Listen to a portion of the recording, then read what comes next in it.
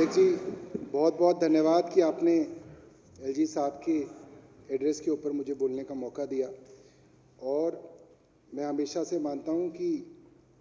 नेता विपक्ष रामवीर विदोड़ी जी दिल्ली के विषय में बहुत सोचते हैं और अक्सर जो है ईश्वर से ये प्रार्थना करते हैं कि दिल्ली वर्ल्ड क्लास सिटी कैसे बने। और मुझे लगता है कि इनकी प्रार्थना का ही असर है कि ईश्वर ने अरविंद केजरीवाल जी को मुख्यमंत्री बनाया ताकि सपना, क्योंकि विदोड़ी जी को मैं बहुत समय से जानता हूँ, वो दिल से चाहते हैं कि दिल्ली का विकास हो और इनकी प्रार्थनाओं का एक बड़ा योगदान है कि दिल्ली को एक सक्षम मुख्यमंत्री बना मिला है। और वो जो सपना है जो उन्होंने देखा इतने सालों से, वो धीरे धीरे जो है वो पूरा हो रहा है। मैं इस बात को भी समझता हूँ कि केंद्र सरकार के बड़े बड़े सरकारी अस्पताल होने के बावजूद भी टीवी पर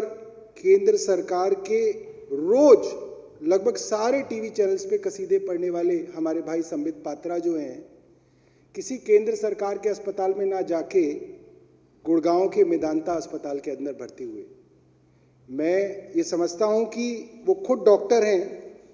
और खुद पूरे दिन मोदी सरकार के गुणगान करते हैं, तो उन्हें ये बात की जानकारी बिल्कुल होगी कि ऐसे बहुत सारे नए एम्स हैं जो मोदी जी ने बनवाए हैं, मगर वो उन्होंने और उनके साथ साथ हरियाणा के मुख्यमंत्री खट्टर साहब ने और स्वयं अमित शाह जी, जिन्होंने दिल्ली को स्वास्थ्य सेवाओं के लिए बहुत कुछ दिया, वो भी जब पहली बार बीमार हुए तो वो ना किसी रेलवे के अंदर जो आईसीयू बने उसमें गए, ना वो किसी छतरपुर के अंदर जो नई नई सेवाएं बनाई उसमें गए, ना वो किसी और अस्पताल में गए, वो भी गुड़गांव के मेदांता अस्पताल के अंदर ही एडमिट हुए।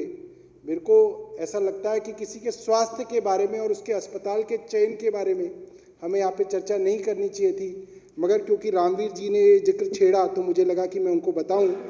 कि उनकी पार्टी के नेता जो हमारे बीच में अभी नहीं रहे,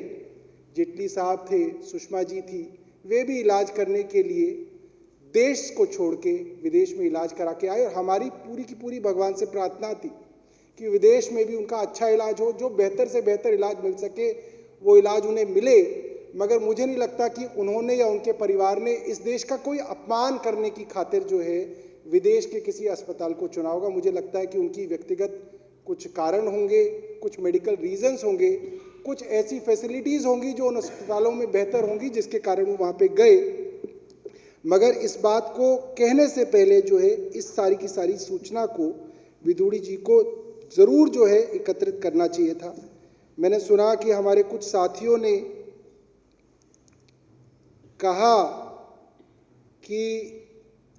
कोरोना की रोकथाम के लिए केंद्र सरकार ने ताली थाली गाली सब करने की कोशिश की, मगर अंततः जो कोरोना की रोकथाम है वो डॉक्टरों द्वारा ही की गई। सरकार के अंदर और प्राइवेट अस्पतालों के अंदर खूब अच्छा जो है इस दौरान जो है डॉक्टरों की तरफ से, पैरामेडिकल स्टाफ की तरफ से काम हुआ। और बड़ी बात ये है कि शायद दिल्ली सरकार ही इकलौती ऐसी सरकार है पूरे देश के अंदर जिसने इस बात को समझा कि डॉक्टर्स, नर्सेज और जो कोरोना वॉरियर्स हैं, जो अपनी जान की बाजी लगाकर अस्पतालों के अंदर लोगों की सेवा कर रहे हैं, उनको सरकार ने 1 करोड़ रुपए की सम्मान राशि का ऐलान भी किया और खुद मुख्यमंत्री स्वयं कई घरों के अंदर जाके ये सम्मान राशि जो है दे के भी आए, जिससे एक बहुत बड़ा मैसेज जो है पूरी दिल्ली के अंदर गया। और कोरोना वॉरियर्स ने अपनी जान की बाजी लगाकर जो है इसके ऊपर काम किया। हमारे दूसरे मित्र हैं, गांधीनगर से आते हैं अनिल वाजपेयी जी, और वो बता रहे थे कि किस तरह से जो है वो हमारी पार्टी छोड़ के गए। अनिल जी ऐसी कोई बात नहीं, अच्छा अनिल जी है नहीं, तो वो बता रहे थे। देखिए अध्यक्ष जी, उनकी एक चीज़ तो हमें नोट करनी चाहिए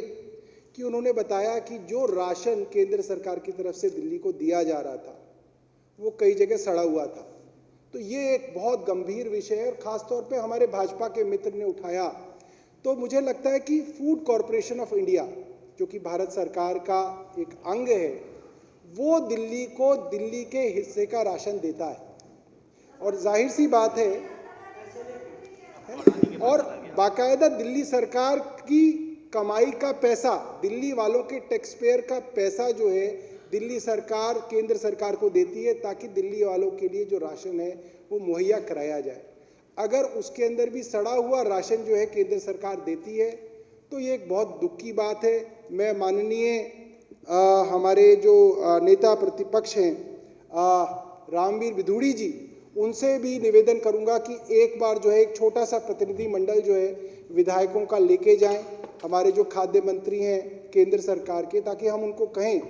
कि जो राशन की जो क्वालिटी है जो केंद्र दिल्ली को दे रहा है वो अच्छी दे, ताकि इनका नाम भी रोशन हो, हमारे नाम भी रोशन हो और गरीब लोगों को जो है इसका फ़ायदा मिले। एक बात और विधूड़ी जी ने कही कि डॉक्टरों को एयरलिफ्ट करा के भेजा गया। अध्यक्ष जी, मुझे इसलिए याद है क्योंकि इसकी प्रेस कॉन्फ्रेंस मैंने ही की थी। माननीय गृह मंत्री अमित शाह जी ने अनाउंसमेंट तो कर दी थी कि अभी 6 घंटे के अंदर अंदर डॉक्टर्स एयरलिफ्ट कराए के आपके दिल्ली के अस्पतालों के अंदर भेज दिए जाएंगे, मगर 48 घंटे इंतजार करने के बाद भी हमें पता चला कि ऐसा कुछ नहीं किया गया। और मैंने प्रेस कॉन्फ्रेंस करके कहा था कि गृह मंत्री जी ने अनाउंसमेंट तो कर दी, मगर दिल्ली वाले लोगों को इलाज की ज़रूरत है। हमने पूरे अरेंजमेंट कर रखे हैं कि वो डॉक्टर्स एयरलिफ्ट करके कब पहुंचेंगे, मगर वो सिर्फ एक अनाउंसमेंट थी। उसके बाद वो डॉक्टर्स 48 घंटे तक, जब तक मैंने प्रेस कॉन्फ्रेंस करी तब तक नहीं पहुंचे। मुझे दुख इस बात का है कि प्रेस कॉन्फ्रेंस करने की जल्दी बहुत रहती है, इस चीज़ की जल्दी बहुत रहती है कि दिल्ली के अंदर दिल्ली वालों के ऊपर एक एहसान जताया जाए कि हम लोग आपके लिए कर रहे हैं, हम कर रहे हैं, ये नहीं कर रहे, मगर वो काम नहीं किया जाता। रेलवे के अंदर जो बार बार ये बात कही जाती है कि रेलवे के अंदर आईसीयू बनाए गए, अध्यक्ष जी ये ऑन रिकॉर्ड है। मैं तो चाहूंगा कि ये रिकॉर्ड मंगवा के इस विधानसभा के अंदर एक एक सदस्य को दिया जाए कि भरी गर्मियों के अंदर जब लुएं चलती हैं, उस जून जुलाई के मौसम में उन रेल के डब्बों को खड़ा कर दिया गया, उनके अंदर कोई एयर कंडीशनर नहीं था, कुछ नहीं था। रेलवे की सीटों के ऊपर सफ़ेद चादर बिछा दी गई और कहा गया कि हमने आईसीयू बेड तैयार कर लिए गए। मैं जानना चाहूँगा कि हमारे बीच में 8 दिल्ली के विधायक हैं जो भाजपा से आते हैं, इनके परिवार में से कौन ऐसा सदस्य है, एक भी कोई सदस्य हो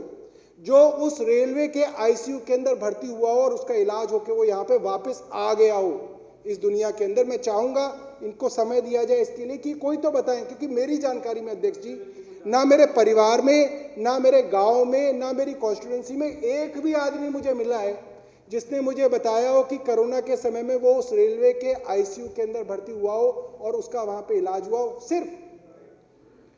पीआर एक्सरसाइज करने का उद्देश्य था उस वक्त। और मुझे लगता है कोरोना के संकट में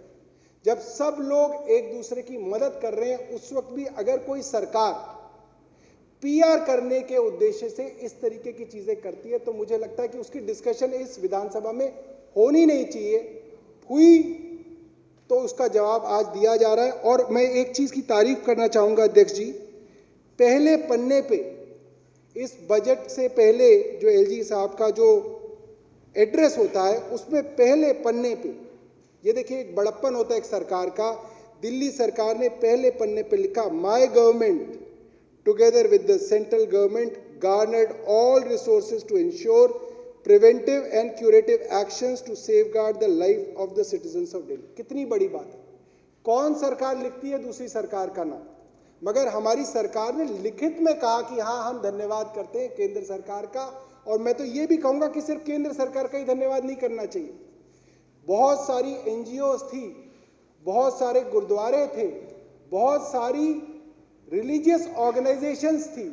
जिनकी मदद से दिल्ली वालों ने कोरोना की लड़ाई को लड़ा और जीता। उन सब ऑर्गेनाइजेशंस का धन्यवाद जो है आज यहाँ पे हमें करना चाहिए। और विधूड़ी